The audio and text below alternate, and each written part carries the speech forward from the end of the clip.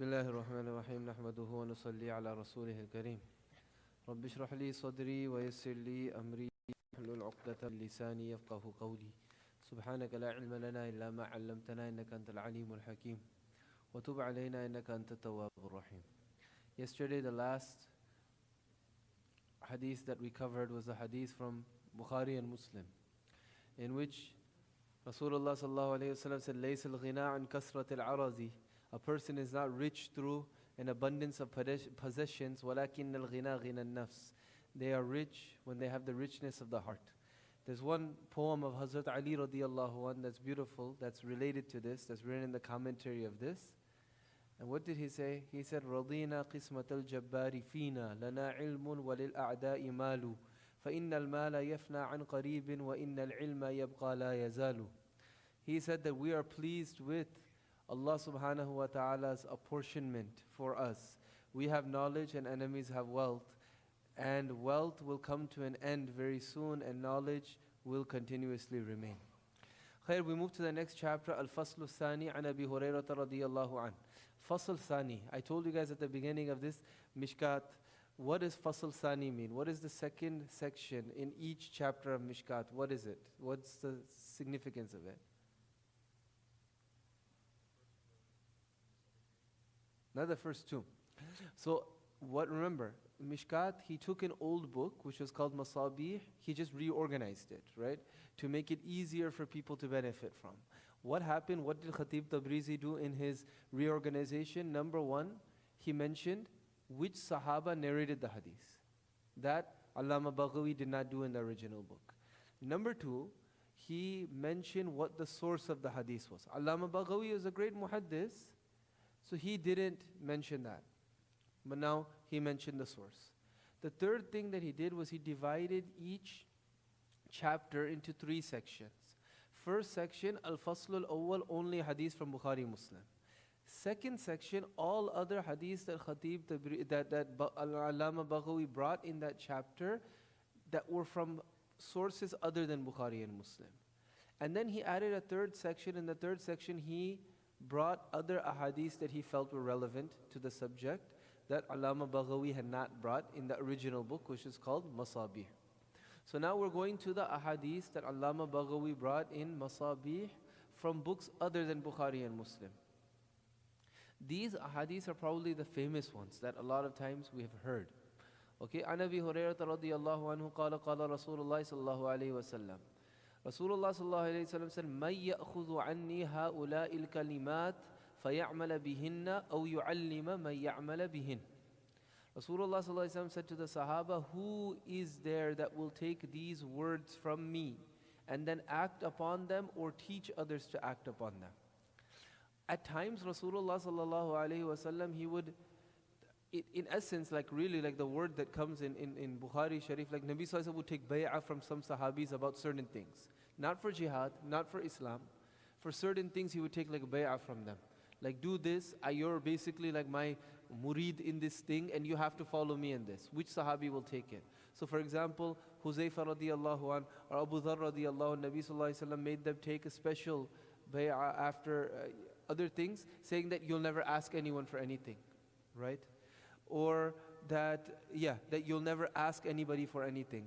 Or that, even if your whip drops, you're not going to ask anybody. Like, this is how it would be. So over here, Rasulullah ﷺ said, I'm not telling everyone to do this who's going to volunteer and take this. Abu Hurairah radiallahu an, he said, Ana ya Rasulullah, I will. So what was the thing? Rasulullah ﷺ said, either you will take them and act on them. The asal thing, that's why that's mentioned first, is for us to act. You learn these ahadiths, you hear these ahadiths. You don't tell a single soul about them, but if you act on it, at least you achieve something. But if a person does not act and they teach, at least they haven't lost everything, right? They're not bringing it in their life, but they still get the reward of teaching. So he's saying, if you're not going to act on it, at least convey it further to others, forward to others. So Abu Hurairah said, Ana ya Rasulullah, فَأَخَذَ بِيَدِي. Nabi sallallahu alayhi wa sallam took my hand, right? فَعَدَّ خَمْسًا. And he counted out 5 things. فَقَالْ اتَّقِ الْمَحَارِمِ. Stay away from haram. First thing, stay away from haram. تَكُنْ أَعْبُدَ النَّاسِ. You will be the best of worshippers. Why? Because worship is of two things. One is doing the things that you're supposed to do, the other is abstaining from the things that you're supposed to abstain from. A lot of times we do things that we're supposed to do, so we're putting, let's say we're putting water in our bucket, right? But when we're committing sins, we're cutting there's a hole in the bottom of the bucket. Nothing is getting saved over there. As opposed to a person who is abstaining from, a person has plugged that hole in their bucket, whatever little you put in is going to stay, right? The other thing that Nabi Sallallahu Alaihi Wasallam is pointing to is just like it's haram to do, zina and backbite and all of that, it's also haram to not do the fara'id. What Nabi Sallallahu Alaihi Wasallam is pointing to over here, Mullah Ali Qari, he writes it in the commentary, is many people, they forget about the fara'id and they go for nawafil. A person, they don't pray fard salah, but they pray all 20 rakats of tarawih. Pray all 20 rakats of tarawih. You should. That's sunnah of Umar radiallahu anhu, not 8. 20 rakats is the sunnah of tarawih. But farz namaz is fard first. That's fard, right? We have to follow the fard. Or a person, they'll do a bunch of nawafil, Laylatul Qadr. They're not, praying, they're not doing their qada salahs that they have to do. A person has zakat due on them. They're giving sadaqah left and right, they haven't paid their zakah. A person is, forgive me, I'm just saying this by way of example. A person, like, they go and they visit Masjid al-Aqsa, right? But Hajj is fard on them. Visiting Masjid al-Aqsa, now, it's difficult. I'm just saying as an example, a person goes there. Or better example, put that on the side, a better example is Turkey. A person goes to Turkey to see the Islamic heritage, but Hajj is fard on them, right? What was the thing that a person needed to do? Or a person, they'll go to all sorts of places and do, i'tikaf with this sheikh or that sheikh, but they haven't done their Hajj, right? So a person has to avoid the haram things, and that means doing all of the first things as well, right?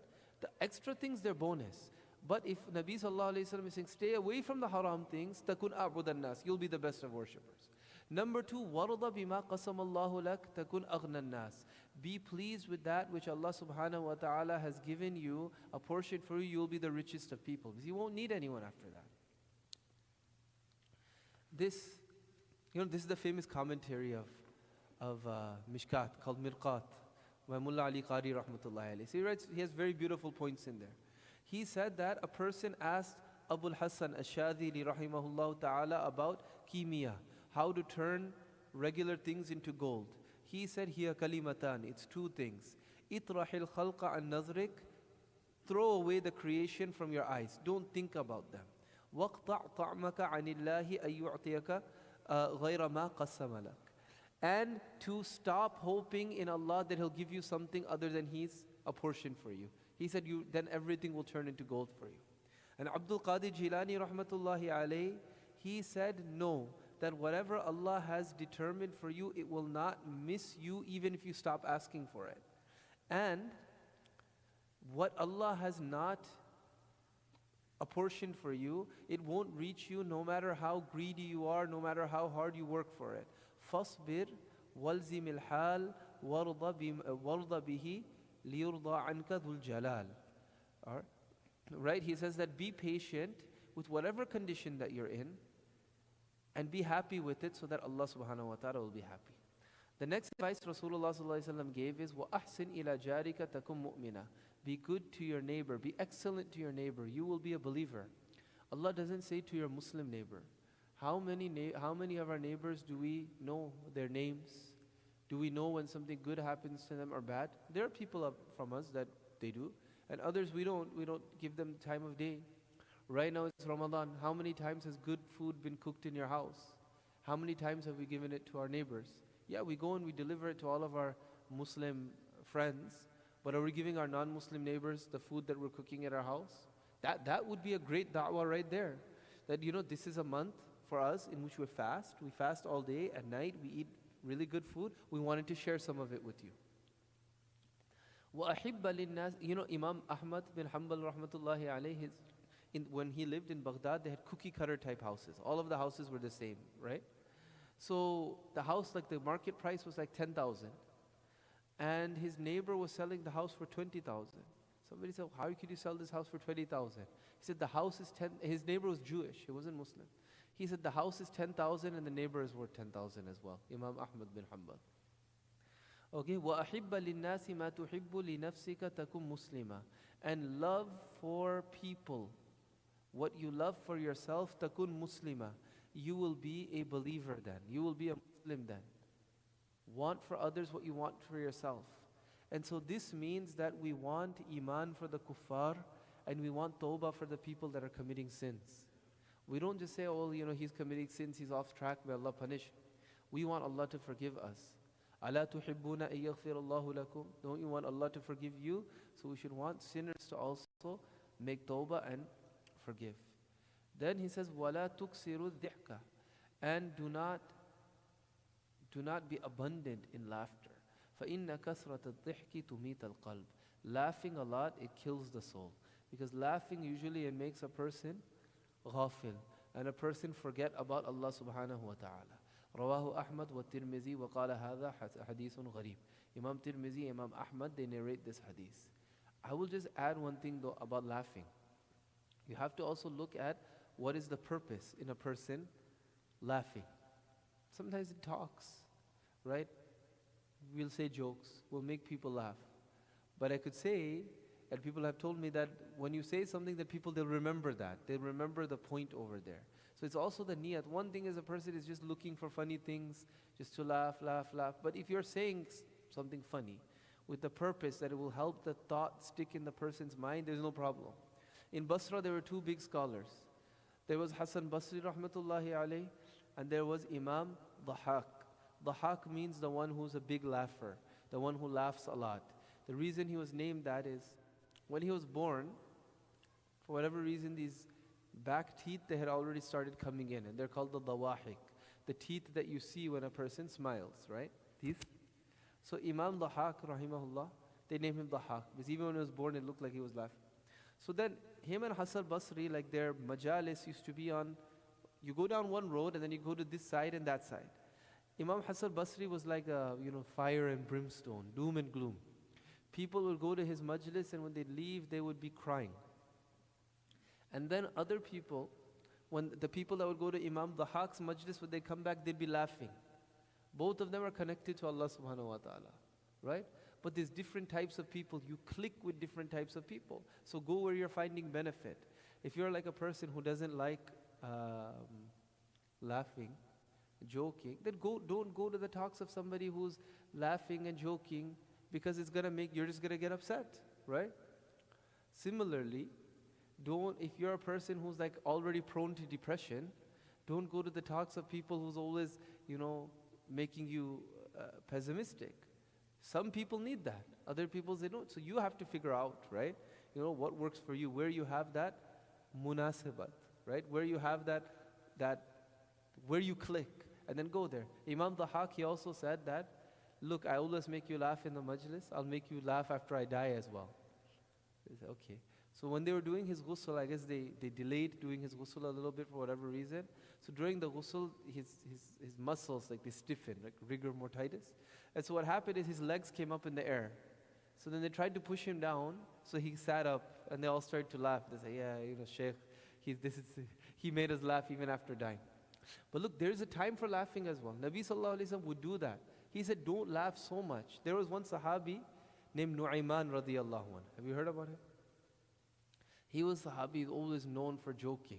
And he made Rasulullah sallallahu alaihi wasallam laugh a lot as well, right? He would do different things. One time, what happened is, they went on a journey. It was Abu Bakr radiyallahu anhu was the Amir. Bilal radiyallahu anhu was in charge of the food. And this Nu'ayman radiyallahu anhu, he was hungry, so he wanted to get some food. Bilal radiyallahu anhu said, no. Abu Bakr, the Amir, he said that, don't, give the food at this time. So Nu'ayman says, give it to me, I'm going to get you. Bilal radiyallahu anhu said, do whatever you could do. He said, okay, I'll get you. So then what he did was, he saw a group of people traveling. He said, look, I'm struggling right now. I'm struggling. So I have a slave, he's worth 1,000. I'll give him to you for 500. He's strong, he's smart. The one thing is he has a bad attitude.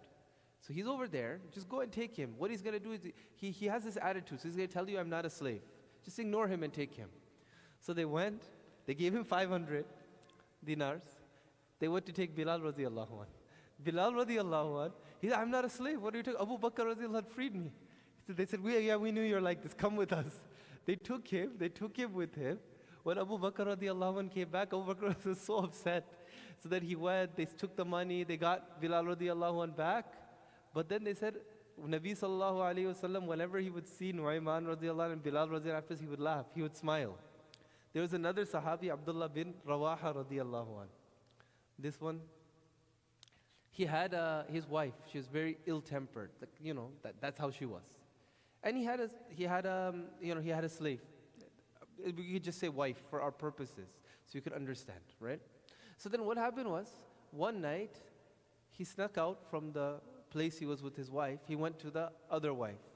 He fulfilled his desires. When he came back, this wife, the angry one, was waiting for him. So, you were with the other wife.